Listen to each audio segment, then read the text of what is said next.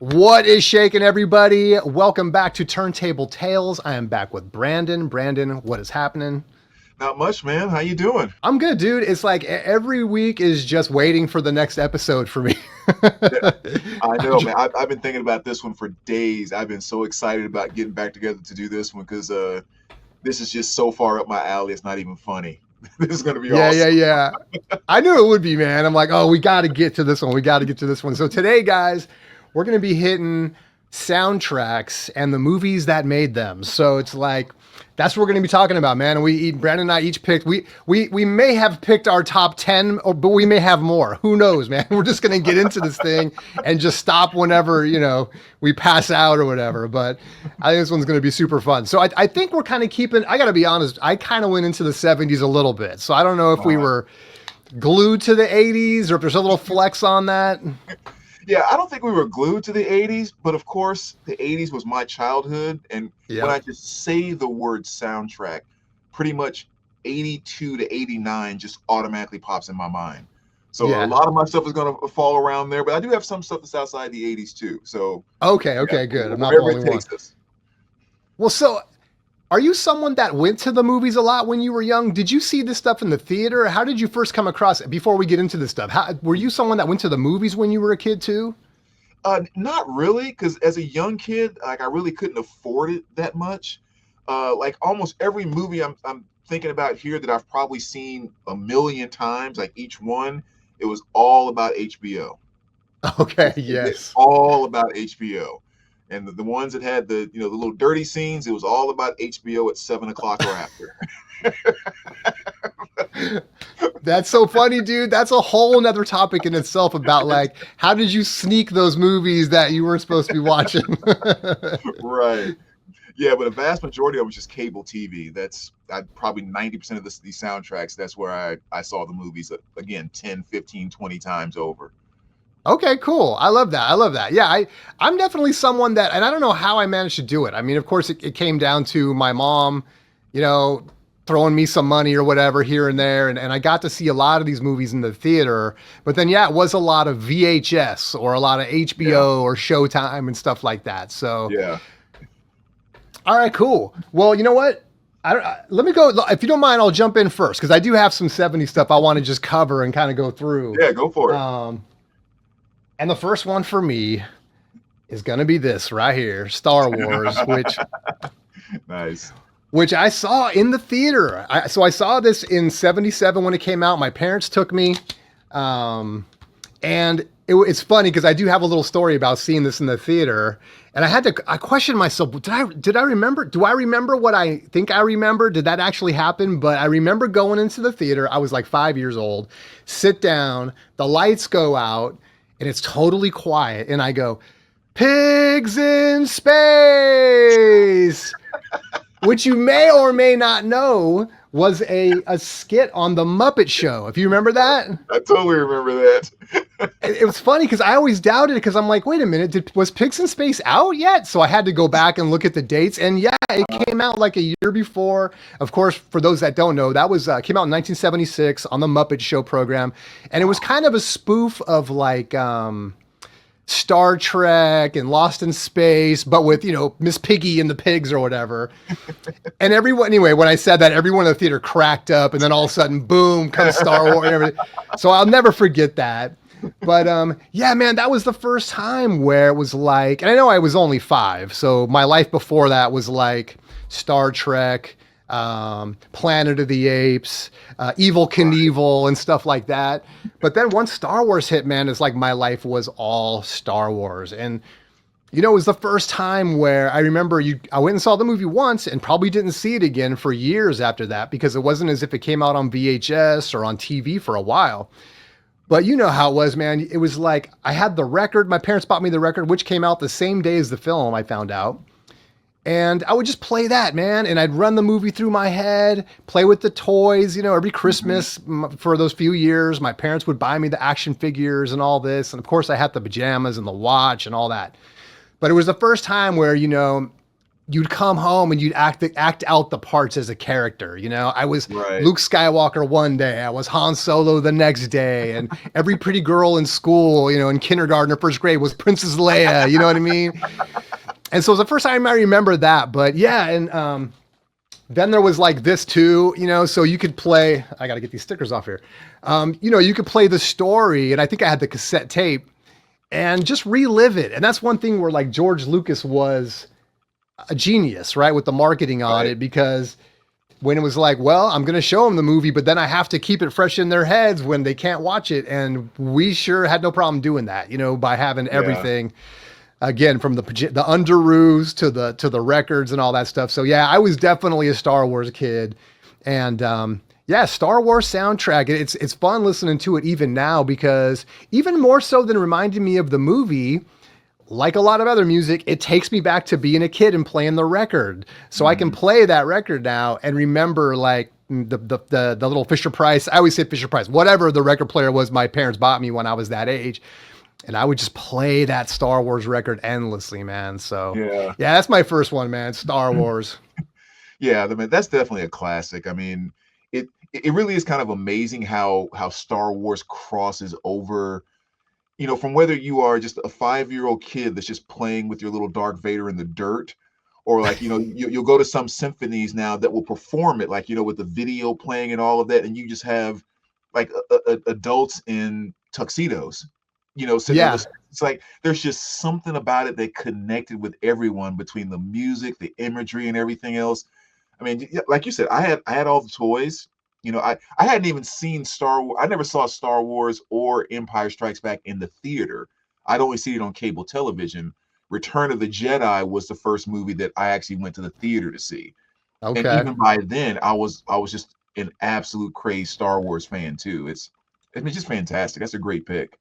Yeah. And also, I got to say, with the music, and I've had this discussion before, where the music, in a lot of ways, the music, I don't want to say it makes the movie, but it's not the same movie without that soundtrack, man. There's just, it took so many things to come together to make that movie, and not to get too deep into it, but the music is a big part of it. John Williams soundtrack. So yeah, it's one of the things like, would people even be as into it as they are if the music just wasn't on point? Yeah. I mean, just the power of it. It's just when you think about just the whole concept, you know, traveling in space, and, you know, light speed, and like even the whole concept of the Empire and everything, like you can really tell that music wasn't just thrown together. Like there was really that underlying feel to every piece of it that totally captured the movie. I mean, it's genius. It really was. Absolutely. All right, man, what do you got? All right, I'm just gonna start off my absolute number one. I mean, we're not even gonna do like any countdown. This is just all right. Here we go. Okay, my favorite soundtrack of all time. It is Grease. Ooh. 2. Oh my gosh. Now, I know it's almost a sinful thing to say, but Grease 2 is 100 times better than the original Grease. And there's probably three people in the world that think that. Matter of fact, the guy that plays Goose in this, my brother is an actor out in Hollywood. And a number of years ago, he was working on a show with that guy. I can't remember his name for the life of me now. And so he goes up to him at lunch and tells him, like, hey, my brothers and I, Grease 2, we love that to death. It's like the greatest thing in the... And he was like, even he said, I didn't realize anybody liked that movie, because it really was a bomb. But man, I don't know. It was just something about this was, number one, it came on cable television, you know, so it was on like every other day throughout my entire childhood, it seems. But it was so much lighter than the original Grease, you know? Like you still had the T-Birds fighting and all that kind of stuff, but this just seemed, it was just a little bit lighter. It wasn't as toughy and like intense as all the stuff in the original Grease. You know, am I pregnant? Am I not? You know, like it didn't quite go that far. And the music on this, oh my gosh. You see how hard I'm smiling right now. It's just absolute total silly fun, and I will put the soundtrack on and sing it from start to finish, and just love every single second of it. I think a lot of people don't know that the title track, Back to School, was actually sung by the Four Tops. if you don't necessarily Okay. pay attention to that. But yeah, it's the Four Tops. But stuff like Cool Rider, Who's That Guy, Reproductions, probably my favorite track off the entire thing. I mean, this just brings such a smile to my face. So Love that soundtrack. is it like popular music or was it scored just for the movie, kind of how the first one was? Oh yeah, it was scored just for the movie. I mean, like the Gotcha. actual people doing a majority of the singing on 90% of the song were the actors. Like Gotcha. Michelle Pfeiffer was singing, Cool Rider and all of that. So yeah, it was scored just for the movie and it was performed by the actors. All right. It's I got to great. see that one, dude. I feel like you've mentioned that before, maybe the Grease 2 thing. I can't remember, but it's something, it rings a bell. So I'm going to have to check that one out. Yeah, after you watch it, you have to go outside and get on your bike and start like jumping every single ramp and every single curb around because you were going to be the cool rider and all that kind of stuff. It's just fantastic. Oh, that's cool, man. I love that. So what do you got All right. next? Well, next one for me is kind of a left field a little bit. Okay. It's not a soundtrack, but I trying to keep to kind of a chronology here. And right about the time when Star Wars had come out, and I was getting my parents bought me the record. Some other stuff they would get me was these comics on record. So it'd be a record with a book. And this specific one right here, this is Star Trek called The Crier in Emptiness is one that I had. And I would just play this thing, man, and you'd hear, Captain Kirk and Mr. Spock and Lieutenant Uhura and all that stuff.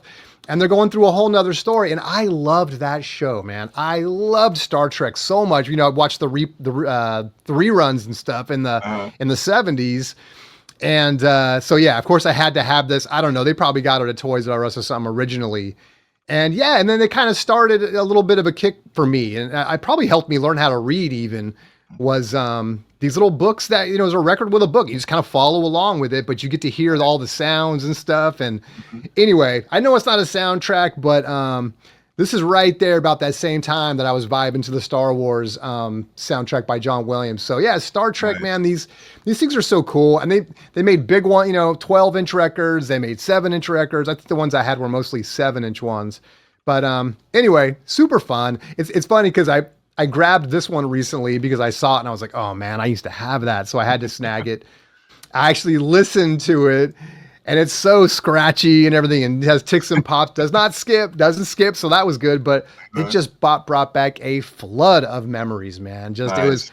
It was so fun just kind of going back in time a little bit on that. So yeah, I know I'm cheating a little bit. This is the only one that's not a soundtrack today. Maybe. I don't know. We'll see. But yeah, man, these Star Trek records, man, they were just super cool. Being a kid during that time where something that I don't think young people have anymore, and not that they're missing anything. I don't want to be, say, oh man, kids, they're missing out. They don't have it the way we had it. But there was something cool about having stuff like that. You know what I mean? Where you'd go to Toys R Us and you'd see records, and as a little kid, you could, Right. oh man, I want that, and come home and play it. Like that was just really cool at that time, man, to be able to do that. Yeah, I remember I had a couple Batman things that were very similar to that. I never had any of the Star Treks, but yeah, you would sit down and listen to that thing and just read that story over and over and over, and it never got old. It was so Yep. cool. Yep. All That's right. awesome. I didn't see that one coming. All right, the next one here. I'm just going to dive right back into the 80s here. I'm going to go with The Last American Virgin. Okay. Do you remember that movie by any chance? I got to be honest, dude. That's not ringing a bell. Yeah, this was a fantastic one. I mean, it was fairly big in the 80s, but it never made it to like that Breakfast Club, that type of level. But I think it was 82 this came out. So this was actually kind of in the early stages before those 80 teen movies kind of came to the forefront, became so big. But the biggest thing, there's two things that I really remember, because again, it's a movie that I saw 20, 30, 40 plus times in a row. The one thing I always loved about it was the soundtrack, because there really was not a lot of filler in it. I mean, there was stuff like Teen Angel Eyes by Tommy Two Tone, Do Do Do Do by the Da Da by the Police, Whip It by Devo, which pretty much showed up in just about every single movie from 1982 up to 1987. Um, and then like I Will Follow by YouTube, like on and on. Just uh, Since You're Gone by the Cars, just a fantastic 80s soundtrack that was just hit after hit after hit. So I remember always watching this movie, not only just to see the movie, but I wanted to hear the soundtrack. Even though it's not on here, Open Arms by Journey was in there. Oh No by Lionel Richie was in there. Like they just flooded the movie with just the popular music of the 80s, which would made you want to watch it. And then of course it's the whole thing, teenage boys doing what teenage boys do, trying to hook up with girls and like all the crazy stuff they get into, and whose thing is bigger than whose thing, and just all the mischief they get into. But the one thing that made this movie, I think, really kind of unique as compared to almost your typical movie, almost every other movie in the 80s, the nerdy kid, the kid that's picked on, he does some incredible thing at the end and he gets a slow clap and the movie ends on this positive note. This movie was like, no, we're going to show you what real life is like. The good guy steps in when the bad guy hurts the girl. The good guy takes care of the girl. The good guy shows the girl his love. And the very last scene in the movie, he walks in on the girl back with the bad guy kissing him. And the movie ends with him walking out of the party, getting in his car and driving off. And the camera's just right on his face. And he's just crying. And the credits are going up. I mean, so it was like, even that in and of itself, it was like completely different twist at the end than all of your other typical 80s movies. And I guess as a kid, long before you're watching it as a movie, you're experiencing all those emotions of it because the music is taking you here. His pain is taking you here. Like it was just something that really, really drew you in. Not to mention, it's the first place I heard the song "I Know What Boys Like," which turned into like one of my biggest '80s themes of all time by the Waitresses. I Love love that too. I love that. I love that song. First of all, it's so great, and it's funny because I always make up little songs for my dog. My girlfriend always laughs at me. I'll just say little things with her name in it, and that's one of the songs I come up with. It's like, I know what boys like or whatever, and stuff. And I always like somehow insert her name into that song just to make it cute or whatever. Yeah. But yeah, that's one of my go-tos, man. That's hilarious. I'm gonna have to check that movie out. It sounds really cool. Oh, it is awesome. And yeah, again, it was one of those things where like literally that song, "I Know What Boys Like," almost became my theme song of what the 80s meant to me. Between that and Whip It, just something about that just really sums up the feel of what made the 80s special as being a teen in a movie trying to get the girl, You know what's funny, dude? And on that note, I have to ask you because I'm thinking of it now. Mm-hmm. Did I sometimes think that, of course, I love thinking back to the 80s now, and I get really nostalgic about it. And it seemed like it was a really special time. There's a part of me that thinks that even at the time, I was kind of aware of it. Like there's something about the 80s and what was happening in MTV and music and what was going on in school. Maybe everyone feels this way, but it kind of felt special and almost like I kind of felt like I was conscious of like the 80s being a little like special in a way. And kind of like when the 90s did, I was kind of like, oh man, it's over, and I don't know. Did you sort of feel that way at all? Yeah, I think so. I think even before, like, we've gotten so many decades past it and we're looking back, I think the 80s was kind of a peak between all that was kind of good in pop culture. Like, from the standpoint that when your Elvis and all that stuff came around, when kind of rock and roll first came to the table, it was still very much pushed down. Like it wasn't accepted. Elvis can't shake his hips and, putting Chuck Berry in jail, like all of that stuff. Yeah. And then it seemed like what the 80s was it got to this peak. We kind of got through the drugs and everything of the 70s and the disco scene and all of that. And there was this peak moment where it was cool and kind of everyone desired to be a rock and roll star. But at the same time, a lot of the darkness inside of that culture, it was still hidden and underground. Even when you look at like the songs like the dirty stuff, like, She Bops by Cyndi Lauper or Turning Japanese and, all that kind of stuff, or what's the other one? Dancing with Myself by Billy Idol. we Yeah. had no idea they were talking about what they were talking about. Yeah. So it was kind of this peak of rock and roll being open to the masses, going everywhere, but it was still kind of clean and innocent, and you could be colorful and fun and still be at the top of it. It was just kind of this perfect cross section. But then, like I said, the Yeah. 90s came and the music is still great, but all of a sudden it was, you know, Rape Me and all this, like it just got so dark so fast. Yeah. And I think that's what makes the 80s special, in my opinion. Yeah. No, I would agree with you. I would totally agree with that. Yeah. It was kind of the last sort of innocent sort of decade. Yeah. Right. Well, that's a good Right. pick, dude. I'm gonna have to check out that movie.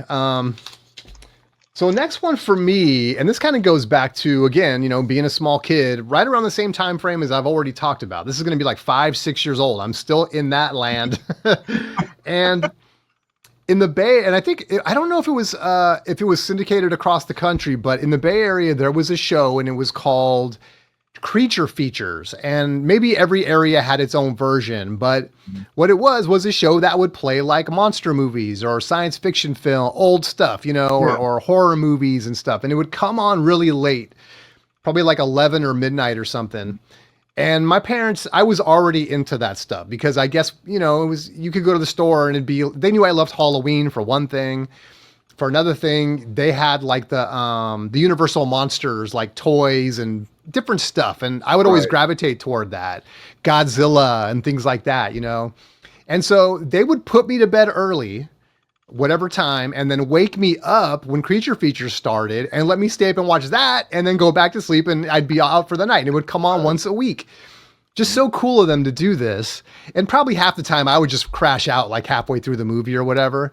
But I totally remember that. And again, it was just so cool. So the next soundtrack for me is going to be one I picked up very recently. And it was reissued issued recently, called It Is the Bride of Frankenstein. Oh, yeah. And this thing's got this beautiful cover on it. It's like a piece of art. And you can see Dr. Frankenstein is actually here. And the bride is right here, if I can point that right. But it looks like the streak in her hair and everything. And it's on like marble vinyl or whatever. But, it's such a nostalgic thing. It's in a cool gatefold and everything. And yes, it's just kind of the music to the film and everything. But what it means to me is more like that story I told to kind of get us here, which was being at home, going to bed early, getting woke up. And it's like magical because you fall asleep and then you wake up in the middle of the night. And I'm asking my parents questions like, so wait, is it tomorrow right now? They're like, well, it's technically today, but yeah, it's kind of, I'm like, whoa, it's tomorrow now, and I would just get all, try to get my head around, wait, it's midnight. So it's actually Tuesday or Saturday or whatever night anyway. But yeah, it's kind of what this reminds me of. And oftentimes when I go back and watch those films, which I still love, especially during Halloween, go back and watch Frankenstein and Dracula and all that stuff, is that just takes me back to those times where we'd be watching those movies. Because that's the kind of stuff they would show, right? It wasn't, we were still in the 70s and we weren't getting like the really kind of, I guess some of the stuff was graphic, but it wasn't like those psycho kind of, all the gore and all that. Yeah, the gory stuff and everything. So yeah, so that's my thing, man. Bride of Frankenstein. I just love that cover. I love having this record. Again, it just reminds me of being a kid and yeah, getting to kind of trip out on, is it today or tomorrow? And watching those horror movies and science fiction movies and stuff. So yeah. That's really cool, man. They would come and wake you up just to catch your favorite show. That's pretty awesome. Yeah, I have some cool memories about that. I remember one time when I guess it was probably later in the year, and I got sent to sleep early or whatever, and my mom comes home from work, wakes me up by scooping me out of bed, runs me outside into the street basically, and as she's holding me like cradled, my face is facing up, and I'm trying to figure out what's going on. I'm like 5 years old, and a blimp is flying super low right over our house across the street like this. And I swear, I feel like I could almost touch it. And she just wanted me to like see it. You know what I mean? She probably driving home from work and it would just happen to get there right as she got to our house. She wakes me up, I'm outside and I just hear and this massive blimp is going right over my head. It was so crazy. But yeah, my parents were like that. You know what I mean? They just really, they like to see my face light up and stuff as a kid. So yeah, I appreciate that. Awesome. That's really cool. Yeah. You remember what time it used to come on? Like, you remember what time it had to be like 11 midnight, something like that. It was pretty late. It's pretty late. Yeah. They were dedicated then. I'm telling you. All right. What you got? Grab another one here. I'm just going to randomly pick out of the stack here because I can't actually. Let's go with this one. Another classic from around 85. Ooh. The Return of the Living Dead. Yes. Another great one here. Probably my first introduction to something that was somewhat punk type music. So I hadn't really been exposed to anything else prior to then, and there was just something about this soundtrack that was just kind of moving to me, you know, because it was kind of playing off a lot of some of the rock that I knew at the time, but like I said, it kind of added some punk elements to it that not only brought alive what was going on in the movie, but again, it was just kind of some music I had never quite heard before. But yeah, I mean, the movie itself was just, it's just one of those classics. I mean, it was kind of that mixture of, this is kind of some good horror for the time, but let's also keep it somewhat light. And in most cases, what you're going to do is when the brains splatter on the ground, you're going to laugh. You're not going to cringe. You know, it's however you do that formula, that's kind of what they brought to the table here. But you know, just, you know, the great storyline with the containers of contaminated people shipped to the wrong place, and they accidentally opened it and went into the air, got in the rain seeped into the ground, and all the people in the graveyard kind of came up, and all of a sudden the only way they can get rid of their pain is by eating brains. So they're like searching, trying to get live people to eat. And yeah, it's just one of those fun teenage movies. Like I said, it made you laugh just as much as it made you say it's gross. With some of the characters in it, there was kind of like, you're a freak, she's really sexy, she's like all the things that a teenage boy probably wants to experience when he's watching a movie. They kind of encapsulated it all in here, and the music on top of it. So yeah, this is one of my favorites that I've watched. I still have the DVD. I've watched this so many times, and it's one that you just want to kind of see every year or so. You want to go back to it just to laugh at all the stupid parts one more time. Really, really great stuff. You got me hyped to see that, because I remember Night of the Living Dead, and I know I've seen some of the other ones. For some reason, that is a blank spot, and Return of the Living Dead I have not seen, dude. But now I got to go see it. Yeah. Oh yeah, definitely. There's this one awesome part. I remember this is the thing that used to always get me as a kid. Like if I ever caught the movie and I caught it before this part, I would have to sit there and wait for it to come up before I could leave the TV. There's a song called Party Time by, I think it's 45 Grave on here. And there's the scene when like the zombie things are finally coming up out of the ground. It's like during a rainstorm. And the very first one comes up, and it's a skull. And all of a sudden the eyes open up and the mouth opens up. And that song kicks in just like, do you want a party? And like all of a sudden it's like, oh yes. Now I can go ride my bike, because I had to see that scene. You are free to go now. I might watch that tonight now. Oh, it's so good. And I remember I didn't have access to, to buying the tape or anything like that. So there was one time when it came on, I got my boom box and I put it right next to the television just to record that one scene. Oh, see, that's cool. I know. And it only played like 30 or 45 seconds of the song, but that was still enough that I wanted to hear that part over and over. It was so cool. Oh, dude, that's a whole nother topic right there, is like just recording stuff, that was like, well, I would even compare that to today. Like having something to be able to record sound with as a kid in the 80s was like magic. I just remember recording everything. Mm-hmm. Yeah, I mean, it's really hard, because not it's hard to compare it to anything, because not only did you have to go through recording it, but then the timing, you had to be there at the right precise moment to record it. So it was like triple the stress. Exactly. Sitting by that radio with your fingers, like waiting to hear what the next song's gonna be. Waiting for the DJ to shut up, like right when he takes his last breath. You're like, Yeah, trying to time it right. Well, you got me psyched about that one, dude. I gotta go see that now. Yeah, definitely. So what do you got next? So the next one, again, is I'm still a little kid here. I think most of these I'm gonna be a pretty little kid here, but so we talked about Star Wars, and that was a movie where back in the day it's hard to appreciate just what it's like compared to now, where you can go see a Star Wars movie or a Marvel movie and pretty much have access to it when you get home. I mean, how long does it take before that ends up on like Disney Plus? Seems like it's not very long. Yeah, just a couple weeks it seems. Yeah, and it's like you never have a drought. Like you can go watch it, come home, and you can even watch clips of it on YouTube and stuff. But back in the day, it was like you go see Star Wars. That movie didn't come out on VHS or on television. I'm pretty sure 1982 was the year. So that's like 5 years where you couldn't just go out and watch it. But my parents got divorced and my mom dated a guy. He was a DJ, and this was in Concord, California. And I would go to his house. She would drive us to his house, and then which his house was full of records. He had like a reel-to-reel tape player. He had a big TV, VCRs.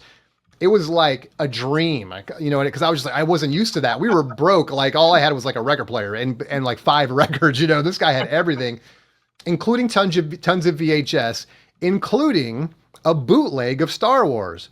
So I would go there and they would go on a date and I would stay there and like fall asleep watching Star Wars pretty much every time, she would drop me off there. Mm-hmm. Well, one time I was getting kind of bored of Star Wars or whatever, and I picked another movie, and this is it. And it's The Black Hole.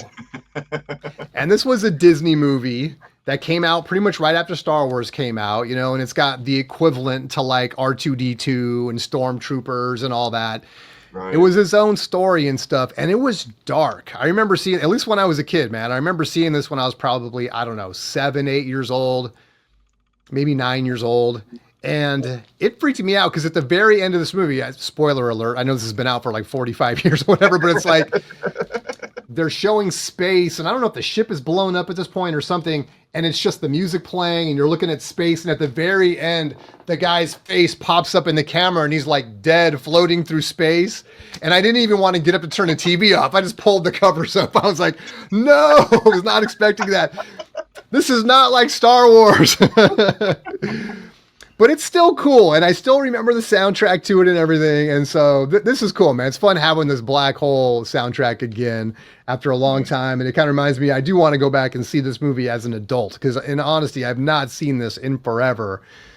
But yeah, I don't know, maybe it doesn't hold up. Maybe it's better just to hold on to my memories of, being 8 years old and stuff. But yeah, so the Black Hole, it was kind of, I guess it was supposed to be kind of, could hold us tight until, Star Wars came out on TV or whatever. But yeah, it seemed to me like it was a little more adult, or just it was a little more scary than like, say, Star Wars was.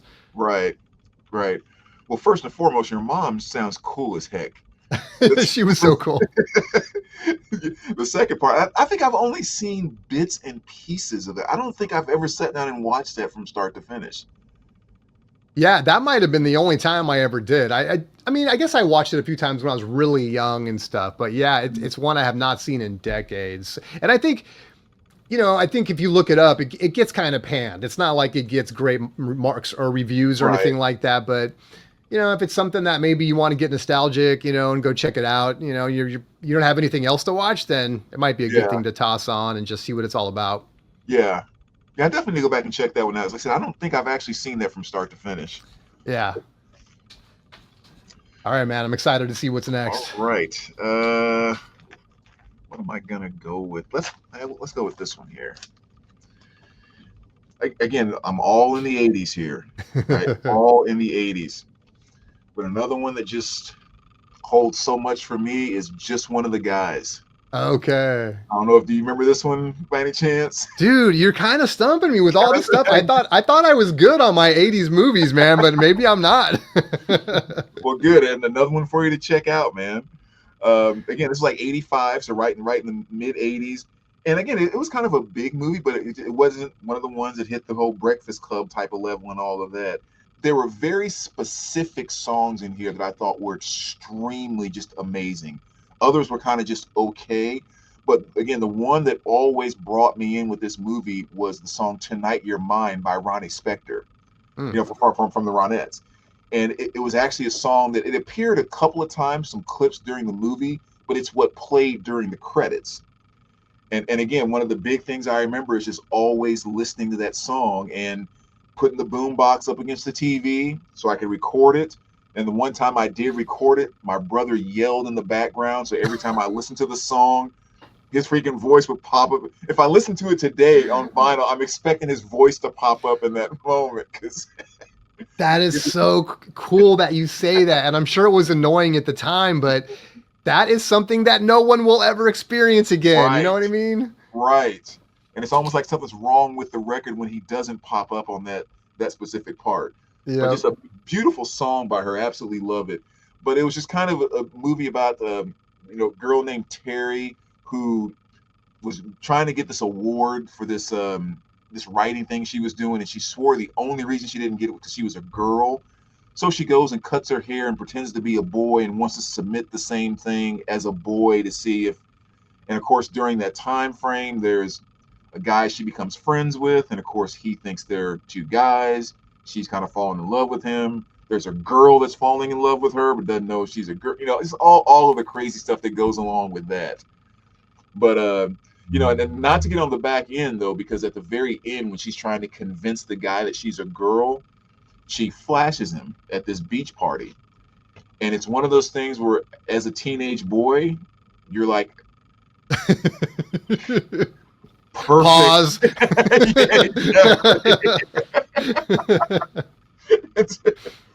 But yeah, just again, silly, funny movie, all kind of great parts in it, and just the great thing that made 80s movies great, just followed it right into that movie as well. So really, really good stuff. It's funny, as you're describing it, I think they redid that. There's a movie exactly like that, but it's soccer. Is it She's the Man?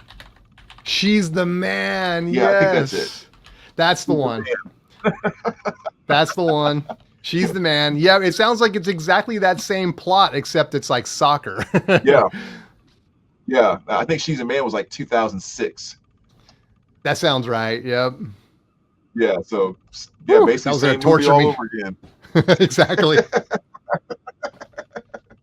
Well, that's what's funny. I was on that note is I don't know if I was talking to you about it, but I know I talked about it with my girlfriend and stuff. Is just you go to a Target and go to the toy section, and what you will see is Star Wars, wrestling, Mario, Teenage Mutant Ninja Turtles. I'm like, it's my childhood, but like in 2024.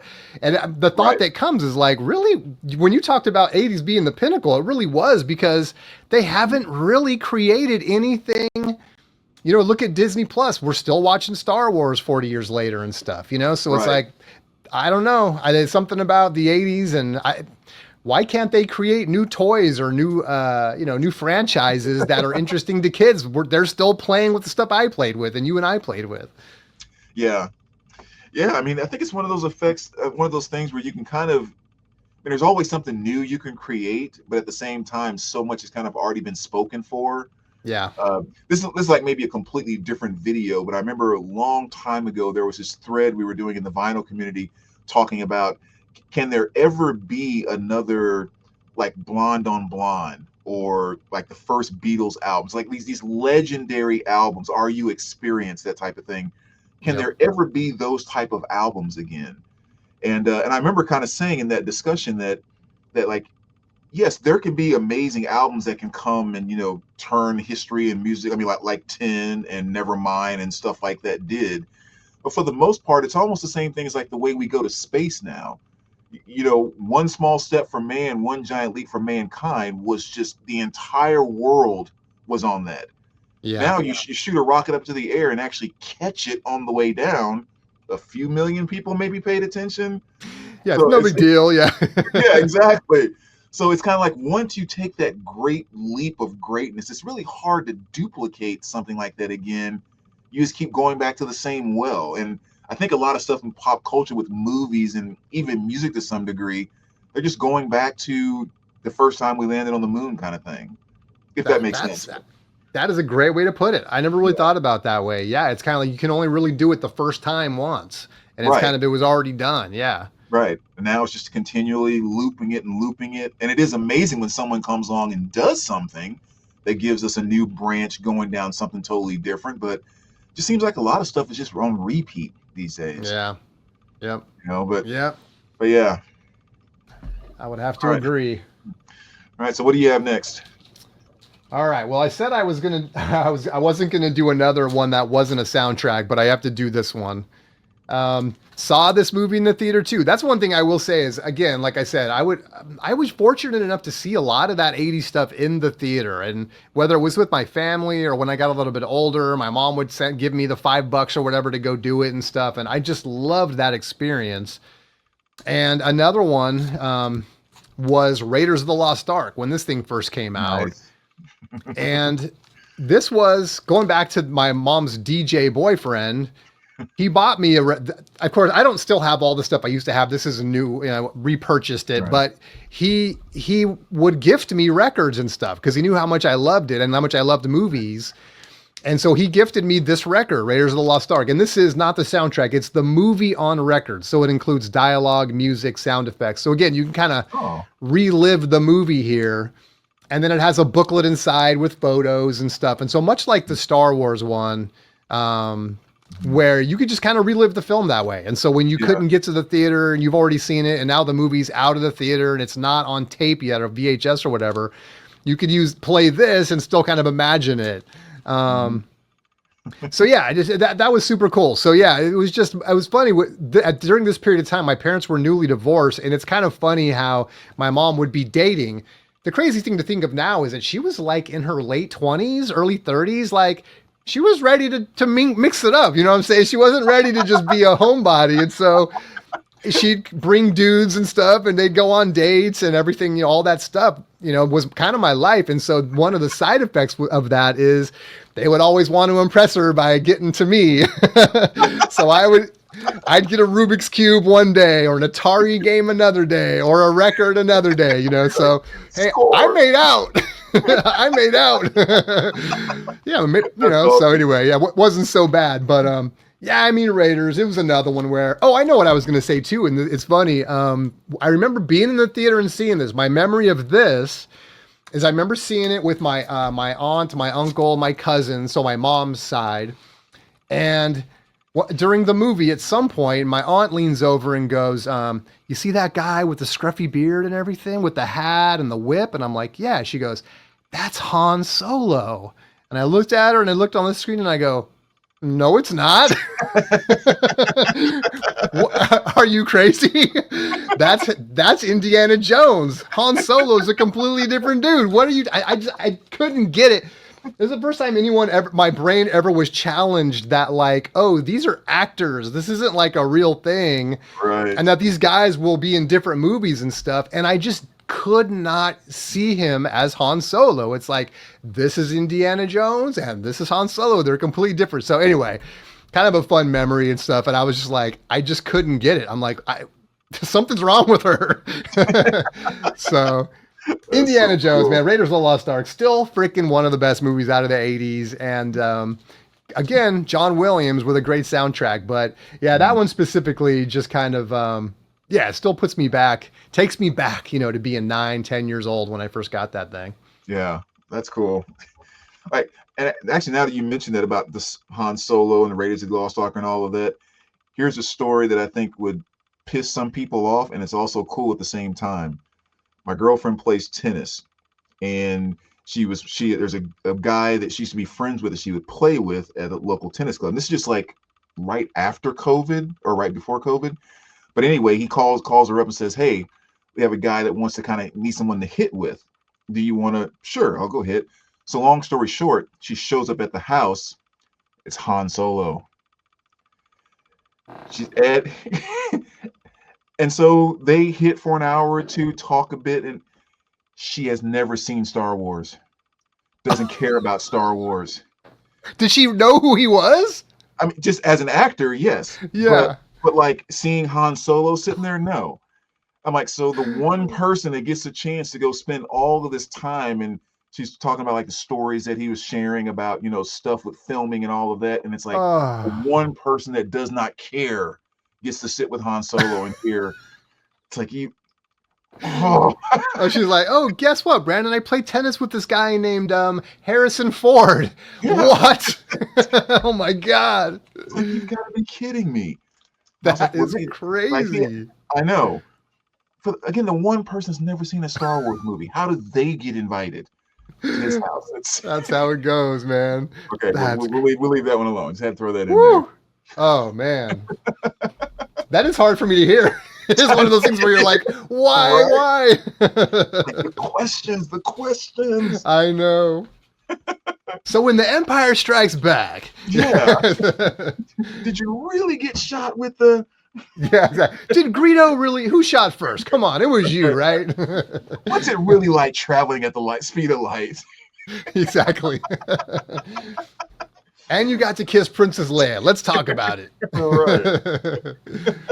That's cool, man. Oh, man. All right, dude. What do you got? I know you got something All right. special. So the next one we're going to go here, we're still right in the mid-'80s, like 1986. Iron Eagle. Oh, okay. There we go. Okay, so you're with There that we go. one, right? So again, another fantastic movie. And I think it's the combination of it not only being such like a great 80s movie, but then also I've always been a like crazy, just total nut with airplanes. Yeah. Like even to this day, you want to see me turn into a 5-year-old, take me to an air show. And I'm just like, whoa. It's just, I mean, I can be driving down the highway and go near the airport and see planes landing, and I'm in complete and total awe. I've just always been so fascinated. So of course, when you start bringing F-16s and stuff into the movie, I'm just going to be even that much more. But yeah, just like a really, really powerful soundtrack to this movie.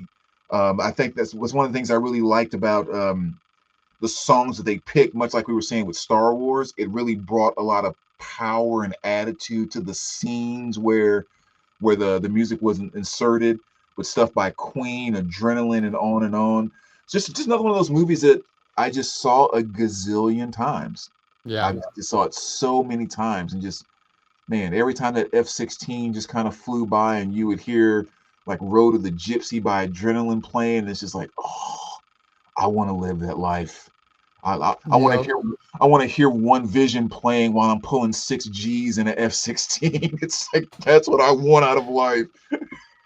And the way they would film those movies was just so exciting, and the planes flying and showing the cockpit and the music going, and they're, doing whatever barrel rolls and loops and all. It's like, oh, it gets so fired up watching that stuff, man. Yeah.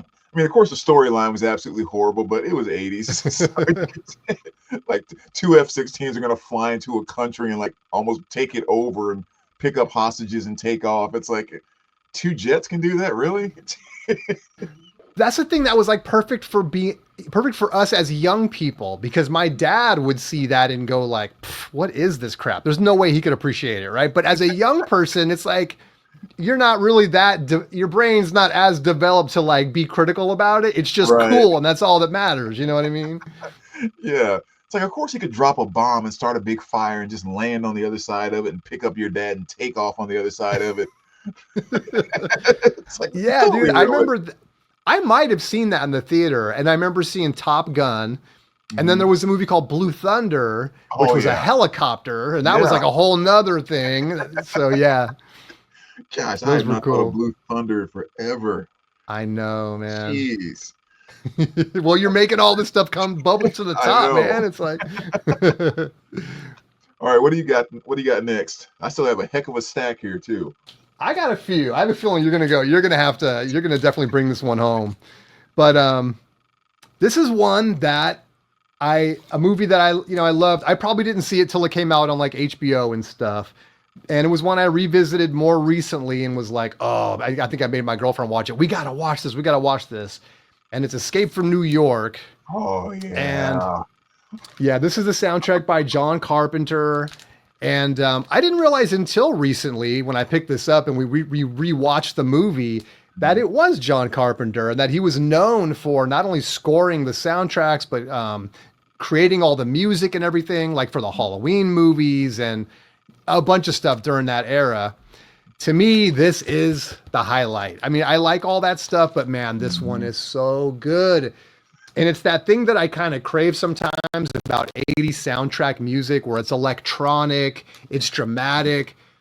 It's very a part of its time. Like it's not sophisticated, but that's what makes it so good, you know? And it's just so cool, man. And yeah, it puts me in the movie, but more than anything, like this is just something I could just put on and listen to, even though it's a soundtrack and it's not like individual tunes, it's a score and it's all, you know, instrumental. But man, it bleeds the 80s so hardcore. I just love it. So I'm really, happy that I snagged this one over the last few years and I can play it, you know, and it does remind me of the movie. It's one of those kind of dark movies too at the time. And people would see it now and think maybe it's cheesy. I don't know. But like you said, it's this over the top story, you know, future where he's got to rescue the president and all of this stuff. And it's just, you know, he gets the bomb, I think, put around his neck or something. And he has a timer on it and he's got the timer stuff is always so good, man. The clock is ticking to the very last second. I just love it. I just love it, man. I love the movie. I love the music. It's so cool. So yeah, man, that's one I love. I can definitely just put that on and chill out, turn the lights off, and just I'm back in the 80s. Nice. That's actually I've never seen that cover. I've never seen that album before. So that's really cool. Yeah, I've never seen a copy of that before. Yeah, I know they've reissued it. I think a double LP now, and it has a different cover. This is the original one, and so yeah, that's awesome. Yeah. Yeah, but I think you nailed it when you just said like how dark it was, because even showing the cover and you talking about it, like even bubbling in my stomach, it's like a little bit of that nervous fear that I used to have as a kid when I watched it, because it did just always seem like it was just intense, and it was just like a place where you were there with him in the dark, abandoned city and the tunnels and the violence and it was kind of a, you know, it was action. But it was scary. That was a scary movie to watch. There was really a few movies like that too, like The Warriors, if you remember The Warriors, where it was like, you know, this is what the future's going to look like, you know, and as a kid seeing that, you're like, okay, that doesn't look good. You know, it's like every building is crumbling. There's no police force. Everyone's fending for themselves. And it's like all this crime going on and stuff. And and this movie was just like that. And so, it kind of brought a fear into your heart, just thinking that could happen, you know. And it's like, oh man. Yeah. Oh, you're talking about the Road Warrior, right? Is that what you were talking about? Oh, well, that too. But no, there's a movie called The Warriors. It's The Warriors, the gang one where they were trying to. They're gangs. A big meeting, and they were trying to get back home, going through the city, and all the other gangs were trying to take them out. Exactly. Exactly. That's a classic too. Yeah. That's a great one. All right, man. What's next? Actually, based on what you just said, I'm going to show this one. Let's kind of break out of the 80s, but at the same time, not really. This is a Mistress America from 2015. Okay. Again, another movie that I don't think made it big whatsoever. I caught it on HBO or something like that one day. And quite frankly, it's a very mediocre type of movie. You know, two girls kind of become sisters through marriage or whatever, and they're just like hanging out, getting to know each other, and nothing silly, nothing crazy, just a very average movie. But the one thing I kept noticing throughout the movie was how I'm digging this soundtrack. Like it was just so fantastic. And the thing about it is there's a couple of like actual songs on here, like No More Lonely Nights by Paul McCartney, which is probably my favorite song by him as a solo artist. And then what else might be a good one to point out? There's like OMD has one song on here which is pretty good, but 80% of it is just score. It's just a music by Dean Warham and Britta Phillips. And the cool thing about these pieces that they do is, again, this came out in 2015. It is so 80s. Like every single piece that they wrote on this, what you could do is go to any 80s movie, the first kiss scene, the first date falling in love scene, insert any song they wrote off of this and insert it into that scene, and it's a perfect fit. It just so captures all the things that made these 80s movies so great.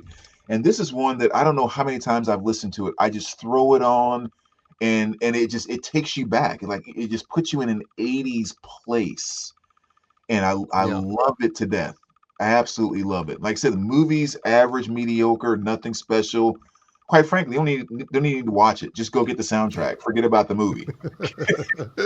But so good. Oh my gosh, it's so good. And it's all feel. It's just the feeling of it is what makes it so fantastic. Oh so, man, I love that. Dang, dude, making my list here. Mistress America. All right. Check out the soundtrack. 80s love. That's what it is. 80s love.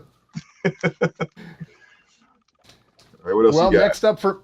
Next up for me, again, it's tied into that earlier story because this is another one where my mom's dating Mr. DJ, and I watched Black Hole at his house and pulled the covers up, and then he got me the Indiana Jones, Raiders of the Lost Ark, and I'm pretty sure the very same day he got me the Raiders of the Lost Ark, he also got me this, and it was the Tron soundtrack. Wow. I love this movie and soundtrack. This might be my favorite soundtrack of all time. It's scored by Wendy. Yeah, it's scored by Wendy Carlo. She's the same one that did she did The Shining with Jack Nicholson, and she did Clockwork Orange, and then she did this. Those other ones aren't up my alley. They're a little kind of, I don't know. Those movies are kind of, they mess with my head a little. This one is way more fun. This is the Disney movie Tron. You know, they did a sequel to it in the last, I don't know, couple of decades. But this is so good. Journey actually did at least one tune for it on here. It includes Only Solutions, a Journey song. I don't think you can get it any other way. And it's a great tune and really takes me into this movie. They're playing that tune like in the arcade in the beginning and with Jeff Bridges and everything. And it's just so good, man. It's another one where I got to see Tron in the theater. I feel so fortunate. And it was another one where I specifically remember we came home. And again, this was with my cousins. I used to spend a lot of time with my mom's sister and her kids, my cousins and stuff. We went and see Tron and we come home and we're in their backyard. And I remember this scene where they're going into the light cycles and these like little bars appear, like a little, I don't know, like a baton or something, and they grab it and they hold it, and then they get down into the bike appears around them and off they go. And at that time, Rubik's cubes and all that stuff was super popular, and they had this one Rubik's thing that was called a snake, and it was like it was straight and it was like triangles and you could make it into a ball or whatever. I took that thing and that was my little baton, and I'd go around the backyard, turn into a light cycle and just buzz around the backyard and stuff, man. And I'm not kidding. Like the music to this is so good. And for those that are into it, it's kind of got a cult following, and they actually reissued it not long ago. I guess they reissued it. And, but this is an original. I just love it. And I just love the soundtrack. I love the film. It's another one where, you know, I have to like turn it on every once in a while and just take myself back. But it's a great soundtrack. I think just kind of a fun fact is, I guess she couldn't finish the music electronically fast enough because it's like mostly synthesizers and stuff. So they scored part of it with a symphony. And so part of it is going to be like symphonic and part of it is going to be electronic. And there's something actually really cool about that. Yeah. So Tron, man, I love it. It has Journey, one of my favorite 80s bands. And so it's just chef's kiss for me. Wow. That's one I got to write down because I can't say I've ever heard that one. Really? Have you ever seen the movie? Again, I think it's one of those bits and pieces, but never actually sat down and watched it. Just the original Tron. Yeah.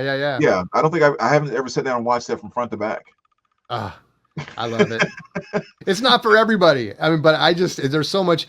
During the time it was happening, and you know, back then as you're a kid, you're getting all the magazines, and then sometimes if you would catch like anything behind the scenes on TV, it was like a special moment. Now you get all the second disc with all the commentary, or you can go to YouTube and watch it. But I remember they did like a little thing on Tron, like how they made it and stuff, and you see it on TV back in the day, like 1982 or whenever that came out. And so as a kid, getting to see behind the scenes and stuff was really fun. Just like, what? How do they do that? You know, but yeah, lots of memories cool. around Tron. That's cool. All right, what do you got?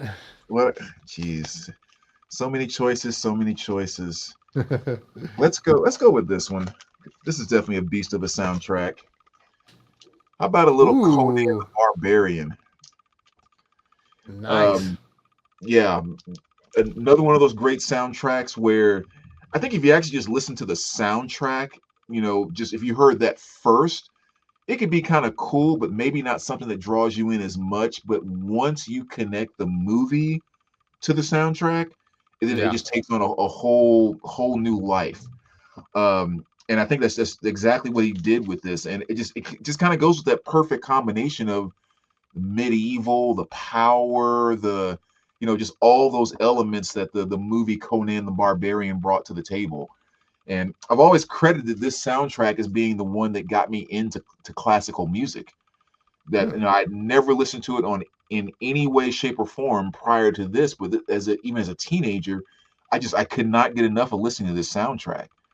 And like I said, it's just such a just the oomph that like the only way you can really put to it. It's just the oomph of it. You start listening to this thing and you want to get up and start jumping around your house, and you can put holes in the walls. You can pick up anything by yourself. It's just because again, it just screams like medieval power, God of Thunder to kind of stuff. So yeah, really, really fantastic soundtrack. Very melody friendly too. So if you're someone that's not into classical music, I think this kind of draws you in because it does have smooth melodies that you can follow most of the time. And just really, really fantastic piece. I've loved this forever. So great soundtrack. I feel like it might be hard for people to appreciate how big Arnold and Stallone were back in the 80s, man. Just how every new movie was like a huge event, and it was like, you had to go. And even as a young person, like I remember, I don't even know if I ever saw the movie Cobra with Stallone, but I had the poster, and it was him with like a matchstick in his mouth, sunglasses, and then a gun with a laser on it. And it was the baddest ass thing ever, dude. I had it right over my bed, man. It was like, just that was cool, even if you couldn't see the movies or whatever. But man, they were those guys were like such a big part of that time. Yeah. I mean, they basically became the superheroes without the capes. Yeah. But they were the modern day Supermans, and like everything you saw them in, it was either just, again, so cool under pressure, or rip his shirt off, oil him up, give him some, give him some one-liner and let him smash somebody's head in, That's all it took. and again, going back to the reality of things, like you said, not Cobra. What was the other one? Commando. Commando. Yeah. Do you remember how he got off the plane when he was going to rescue his daughter? With like a big old gun in his hand or something? No, but there was a guy that was escorting him to go to where they were flying him to. So he kills the guy on the plane so he can get off. And so while the plane is taking off and it's airborne, he's on the landing gear and jumps off and lands in a field and walks away. Oh man, dude. I have to see this is why I wanted to do this, man. It's like this is my playlist now. I have to go back and revisit these films. And as a so kid, great. You don't question it. You're like, airplane's taking off. He can jump off in time to land on the ground and walk away. Yeah, and that's where you're leaving the house and you're going down the stairs and you're gonna jump off like 8 steps up because you're now Commando, right? Same thing. But yeah, those two, man, like those were the superheroes of the 80s, without question. Yeah. Yep. It's good times. Absolutely. Man. Crazy movies, but good times. Woo. I'm kind of afraid to go back because you never know. Sometimes it doesn't hold up, man. You got to really kind of put yourself back in that time. And the thing I found with those is when you go back, they're so silly that it makes you laugh your tail off. So you're still getting just total joy out of it. But now you're getting more because it's so stupid you can't help but laugh as hard as you can. Exactly. Oh All man. right. What else you got? Well, next one for me, and I don't know what to say about this. I mean, to me, this was like this in some ways exemplifies the 80s more than any other movie in terms of realistically and kind of what it was like to be in high school and all of that stuff. And every movie this guy made, I loved, and I had to see it as soon as it came out. And this one's Breakfast Club. Oh yeah. And it's just, I was one of those kids. I was getting in trouble and I was doing Saturday school or whatever, and all that stuff. And these guys were so cool to me. And each one of them kind of represents a different part of all of us, I feel like. It's like there was a little bit of all these guys in us, from being kind of an outcast or, maybe if you're a little bit athletic or, whatever it is. And I could just identify with these guys so much. And it's a movie, again, I can this and Ferris Bueller's Day Off. I can just watch, John Hughes was just a genius, when it came to making this stuff. And so, and it's a great soundtrack. Don't You Forget About Me. Obviously, Simple Minds is classic. But, it's like I've listened to this and I'm back there in the, in the air ducts with John Bender when he's crawling around. Or I'm, up on the top floor dancing around with these guys, when they're like smoking weed and having a party, it just takes me right back, man. And not only were John Hughes movies so good and kind of on point, but his soundtracks were always so good. And they were oftentimes would pull from popular music of the times, like with Ferris Bueller was a good one. But yeah, so Breakfast Club, man, it's just one of those movies that I'll never stop loving it. And, yeah, just the music is so good and it just takes me right back. So yeah, that's another one of those legendary ones. I mean, anything with Molly Ringwald, Anthony Michael Hall, or John Cusack in it is automatic gold. Automatic.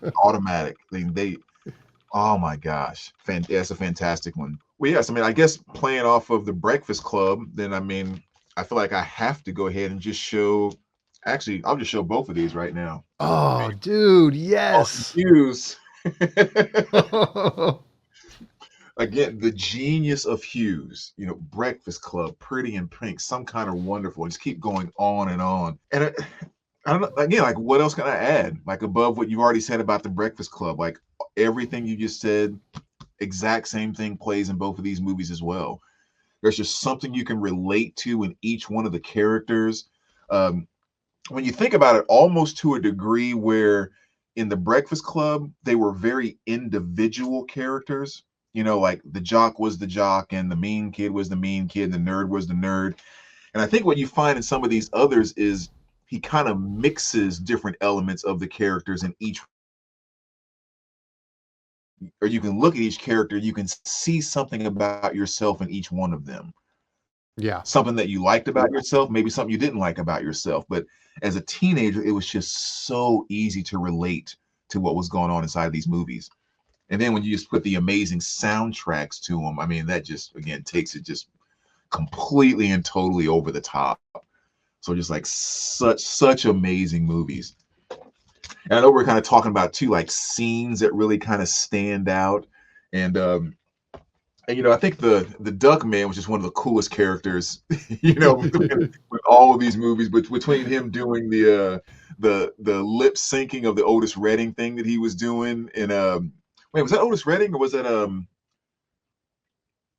Try a Little Tenderness? Yeah, I'm getting totally twisted. Like that entire thing was improv when he went in there and did that. So that was just kind of one of those magical moments caught on film that wasn't exactly written in the script. But I love at the end too when they're actually at the prom and the girl kind of winks at him. And it's like the one moment in the movie where they go to what do they call that when the character actually looks directly into the camera and acknowledges like breaking the fourth wall or something like that. Something like that. Like every time I see that scene and see him look into the camera, I'm just like, the Duck Man is the coolest ever. I don't know what it is about that, but even way back then as a teenager, as a kid, I remember there was just something so cool about that. Like the Duck Man was looking at me. He was like we were, You know, there's just something that's really, really cool about that. That's funny you mentioned that because I feel like that happens in Ferris Bueller. Ferris Bueller does a lot of that, right? And he's talking to the audience a lot in that movie, Right. and stuff. And I feel like that those aren't the only two times. I think John Hughes kind of made a point of kind of having some at some point in each of his films. I'm not saying it's every single one, but sometimes they would look into the camera talking right to you, like you said. That's cool. Yeah, it's really kind of just a magical thing that makes you a part of the movie. Yeah. It's like there's no longer this make-believe world over there. You were a part of what was taking place in that scene. He was acknowledging you, you were acknowledging him. And there's some magic that's kind of hidden in that.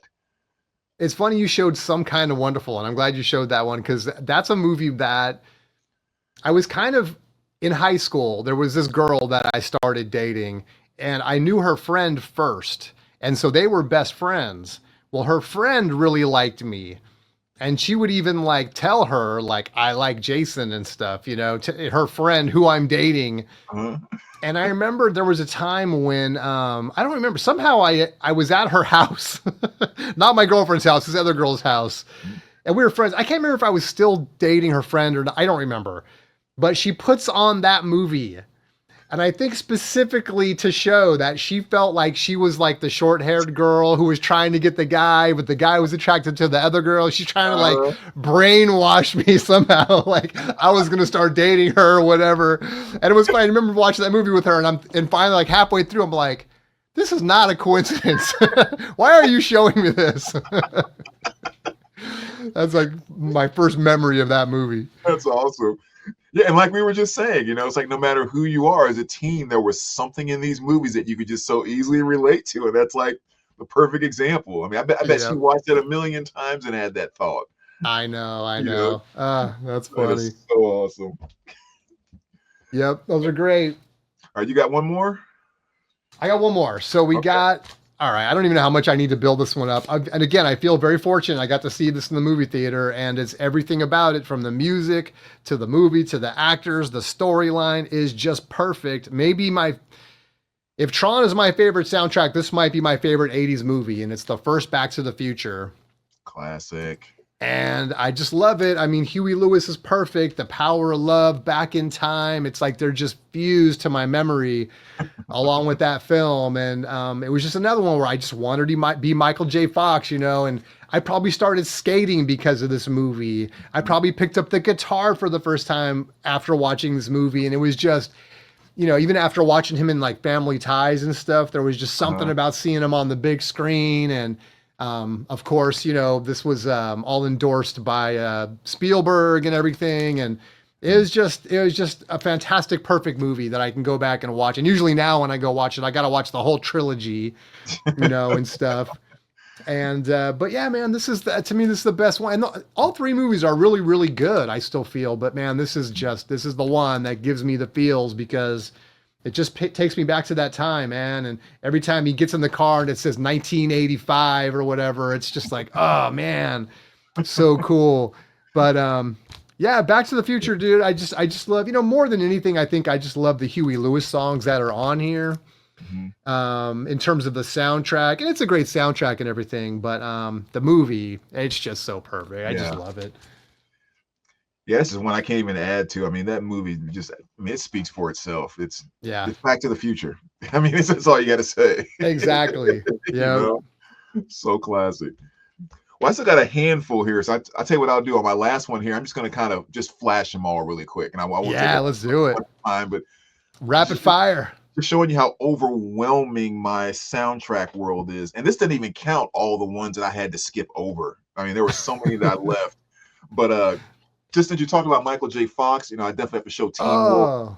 I mean, you know, Win in the End, Big Bad Wolf, Shooting for the Stars. So many awesome tracks on that one. I said earlier, Cusack, can't go wrong with him. Better Off Dead, another fantastic one.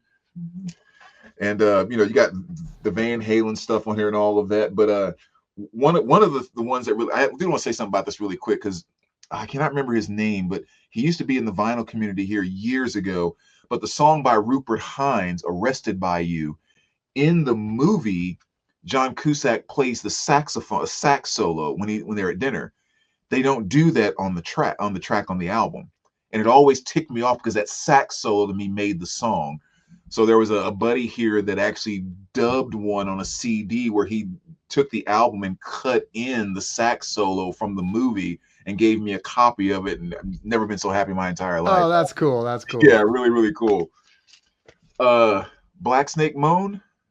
Whoa, got me on that one. A lot of people haven't really heard of this movie. It's with Samuel L. Jackson. Oh, whoa.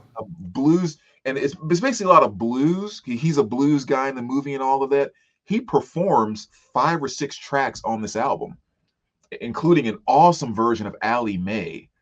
But really, really good stuff on here. And there's another song, Black Snake Moan, he performs, has one of the most awesome guitar tones you'll ever hear. Just every time I hear him play it, it's just like awesome. But anyway, I must not take as much time. Spring Break. Oh, cool. Remember that one? Yep. First time I ever heard 38 Special, Caught Up in You, this movie, and I fell in love with 38 Special off of that. It's not even on the soundtrack.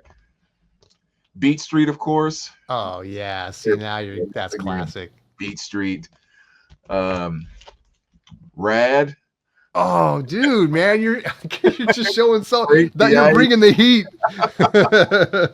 Man, you get home after school, you're gonna go outside and hit the pavement and start riding. We gotta watch the intro to Rad before we go outside and start riding. Get fired up. Heck yeah, get ready to break the ice. Youngblood. Oh yeah. You remember that movie? Yep. Yeah, the whole skating ice hockey thing, with a great song "Stand in the Fire" by Mickey Thomas on here. Just awesome 80s rock there. And then the last quick 3 here, of course, Urban Cowboy, legendary soundtrack. Oh Brother, Where Art Thou? Dude, I gotta be honest. I've never seen that all the way. I've seen clips of it, but I need to watch the whole thing. Dude, yeah, you definitely. This is one of those movies where you watch it. At least I think most people I've spoken to, you watch it the first time through, it's okay. You know, it didn't really. You go back and watch it again once you understand their personalities and everything, and it becomes one of the funniest things you've ever seen in your entire life. But it Okay. takes like 2 or 3 watches to get there. Yeah. But just all of kind of the folky down home. I mean, just such a genuine album. And last but not least, Little Above the Above Rim. the Rim. There you go. Remember that classic. Classic. Yeah. Another great one that had like, you know, somewhat silly kind of R&B, but just the music itself was still good. It's a really, really solid soundtrack. I got to revisit that because I remember recently I'd seen White Men Can't Jump Again, and I remember not liking it. I was like, this wasn't as good as I thought it was going to be. What? I don't know. Just for whatever reason, when I tried to revisit it, I was expecting more, and I was like, oh man, come on. I don't know what it was. I wasn't buying it or something. It just didn't really resonate with me. I need to go back and watch Above the Rim because it's been a long time since I've seen that one too. Yeah, and it'll be a lot cheesier to you when you see some of the moments hitting that type of thing. But I mean, the soundtrack itself is really, really good. Just a lot of just great R&B and hip hop stuff from that mid '90s, you know, '94ish. I think is kind of when it came out. But yeah, definitely a solid soundtrack. Well, man, I got my work cut out for me, dude. From a soundtrack perspective, from a movie perspective, I got to go back and rewatch this and make a list. As always, man, this was a blast. Oh my good. Walk down memory lane, and I'll do that any day of the week. Love it. Well, hopefully we can do it again in 2 more weeks. Definitely. Well, everyone, you guys got watching, man. I hope you guys had fun with this. I mean, Brandon and I always, this makes my whole week, dude. And so I just love doing these videos. I hope you guys enjoy them as much as we enjoy making them. And yeah, we'll see what we got in store for you guys next time. We'll think of something good, I'm sure, man. Brandon, dude, as always. Yeah, man, I appreciate it. Like, exact same thing. It's just I look forward to this every single week because it's just nice to think that I get to be 14 all over again next Tuesday at 7 o'clock. Awesome. Exactly. I appreciate you, man. Yeah, I appreciate you as well. All right, guys, we will see you again in 2 more weeks. Have a good one. Thanks for watching.